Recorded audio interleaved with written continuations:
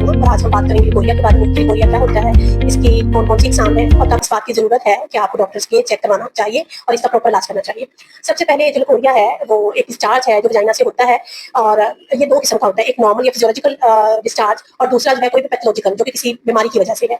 सबसे पहले हम बात करेंगे नॉर्मल फिजियोलॉजिकल डिस्चार्ज की।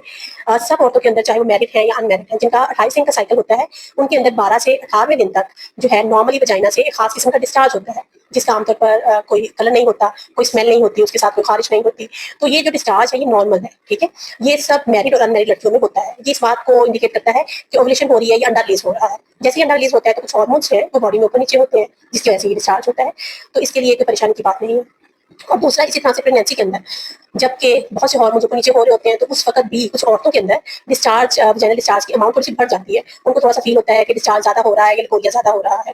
तो ये भी सिर्फ हार्मोन्स की वजह से होता है। अगर इस डिस्चार्ज के अंदर भी कोई स्मेल नहीं है, कोई खारिश नहीं है, इसके साथ कोई पेट में दर्द नहीं है, कोई ब्लीडिंग नहीं है, तो इसके लिए भी आपको परेशानी की जरूरत नहीं है। लेकिन अगर आपको कोई भी ऐसा डिस्चार्ज है जिसके साथ आपको खारिश हो रही है या आपको कोई ब्लीडिंग हो रही है या उसकी कोई खास स्मेल है या पेट में दर्द है, बाजू का ये भी होता है कि इस डिस्चार्ज की वजह से फीवर होना शुरू हो जाता है, बुखार होना शुरू हो जाता है। अगर आपको कोई भी इस किस्म का डिस्चार्ज है तो उसके लिए जरूरी है कि आप अपने डॉक्टर से मिलें।